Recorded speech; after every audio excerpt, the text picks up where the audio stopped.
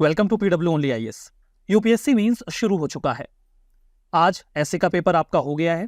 आप सभी के मन में सवाल होगा कि इस बार जो ऐसे का पेपर हुआ वो कैसा था। पिछले साल की तुलना में ये मुश्किल था, आसान था? ट्रेंड जैसा पहले से चलता आ रहा है वैसा ही रहा या फिर उसमें कोई बदलाव देखने को मिला? हम सभी को पता है कि 2020 के बाद से जो पेपर है वो कंपैरेटिवली फिलोसॉफिकल हो गया है। पहले एक हिस्सा कन्वेंशनल टॉपिक्स को रेस करता था जबकि दूसरा हिस्सा फिलोसॉफिकल इश्यूज एक्सप्लोर करता था। लेकिन अब कुछ ऐसा ट्रेंड चल रहा है कि दोनों ही हिस्सों में आपको फिलोसॉफिकल टॉपिक्स ही देखने को मिलते हैं। तो इस बार का पेपर कैसा रहा? इन सभी बातों को समझने के लिए सबसे पहले तो आपको ये देखना होगा कि हमारे ऐसे के पेपर में हमसे पूछा क्या गया है। तो चलिए देखते हैं। यहाँ पे जो पहला टॉपिक रेस किया गया है वो ये है, thinking is like a game, it does not begin unless there is an opposite team. चिंतन एक तरह का खेल है, यह तब तक प्रारंभ नहीं होता जब तक कि एक विरोधी पक्ष ना हो। अगर आप कुछ भी सोचना चाहते हैं, समझना चाहते हैं, तो इसके लिए आपको एक इंस्पिरेशन, एक कंपटीशन रिक्वायर्ड होगा। और ये इंस्पिरेशन या कंपटीशन हमेशा एक ऑपोजिट टीम या एक विरोधी खेमे से ही मिलता है। आपको इसी पर्सपेक्टिव से इस टॉपिक को एक्सप्लोर करना पड़ेगा। जो दूसरा टॉपिक है वो ये है, visionary decision making happens at the intersection of intuition and logic. दूरदर्शी निर्णय तभी लिए जाते हैं जब अंतर्ज्ञान और तर्क का परस्पर मेल होता है। ये भी एक फिलोसॉफिकल टॉपिक है। आपको बताना होगा कि ये दोनों एलिमेंट्स कैसे एक्सप्लोर करते हैं एक विजनरी डिसीजन मेकिंग को। यहां पर देखिए, तीसरा जो टॉपिक है वो बहुत ही ज्यादा इंटरेस्टिंग है, पढ़ के भी मजेदार लगेगा। सभी भटकने वाले गुम नहीं होते हैं। Not all who wanders are lost. वो सभी लोग जो यहां वहां आपको एमलेस तरीके से घूमते हुए मिलेंगे, आप ऐसा फील कर सकते हैं कि वो भटक गए हैं, बट हमेशा ऐसा नहीं होता। बिकॉज ऐसे ही लोग कई बार कुछ नया, कुछ बेहतर एक्सप्लोर करके निकालते हैं जो ह्यूमैनिटी के काम आता है। आप कई सारे एग्जांपल्स ट्रेस कर सकते हो हिस्टोरिकल पर्सनैलिटीज के साथ, जिन्होंने अपना घर छोड़ा और कई सारी नई चीजों को एक्सप्लोर कर लिया। यहाँ पर चौथा टॉपिक है, inspiration for creativity springs for the efforts to look for the magical in the mundane.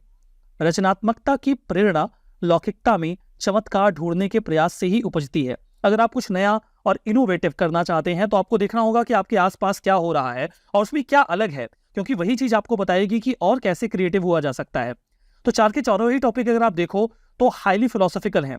यहाँ पर आपको ये डायमेंशन देखने को मिलेगा। हालांकि पार्ट बी थोड़ा सा डिफरेंट आपको फील हो सकता है। अगर आप पार्ट बी देखना चाहो तो यहाँ पर जो पहला टॉपिक है वो एक सोशल इशू को रेस करता है। Girls are weighed down by restriction, boys with demands, two equally harmful disciplines. लड़कियों को बंदिशों के तथा लड़के अपेक्षा के बोझ तले दबे हुए हैं।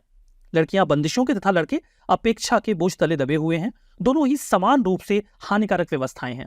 आपको देखना होगा कि क्या प्रॉब्लम्स हैं जो गर्ल्स फेस करती हैं और बॉयज, जो अक्सर नजरअंदाज रहते हैं जब भी इस इशू को एक्सप्लोर किया जाता है। तो थोड़ा सा अगर आपका सोशियोलॉजी ऑप्शन का पर्सपेक्टिव है तो ये चीज आपके बड़े काम आ जाएगी। गणित ज्ञान का संगीत है, mathematics is the music of reason, highly philosophical.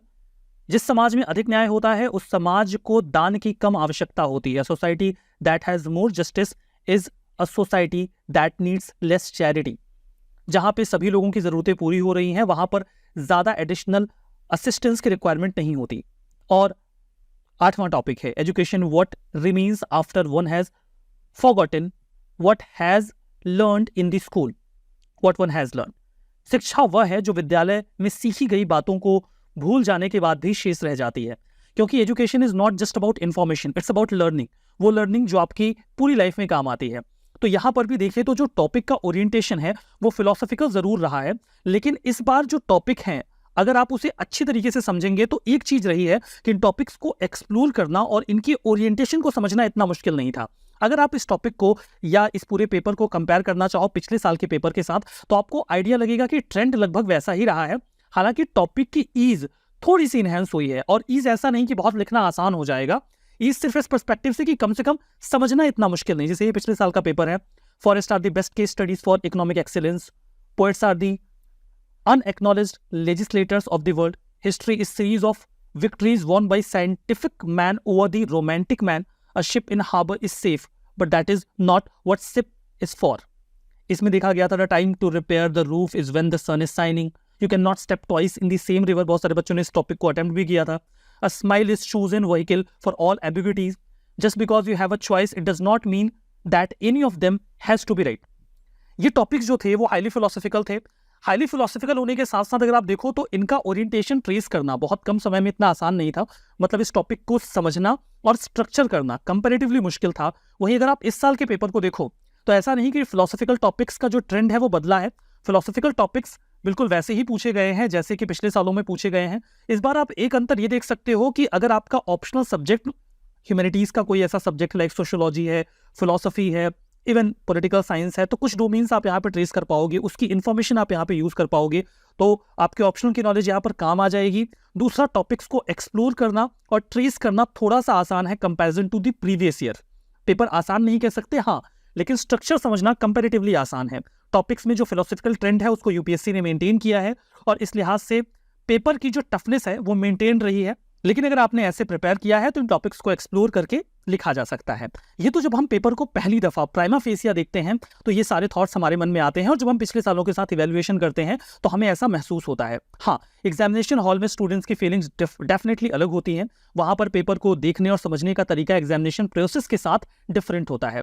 तो प्राइमा फेसिया पेपर को देखने के बाद ये इवैल्यूएशन हमारे सामने आया। आपको क्या लगता है, पेपर कैसा रहा? क्या आपको ये पेपर आसान लगा या आपके हिसाब से ये पेपर मुश्किल है? फिलोसॉफिकल क्वेश्चंस को ट्रेस करना कितना आसान या मुश्किल होता है आपके ओपिनियन में कमेंट बॉक्स में जरूर बताइएगा। इस सेशन को यहीं पर रोकते हैं, मिलेंगे एक और पेपर एनालिसिस के साथ। तब तक के लिए बहुत बहुत धन्यवाद।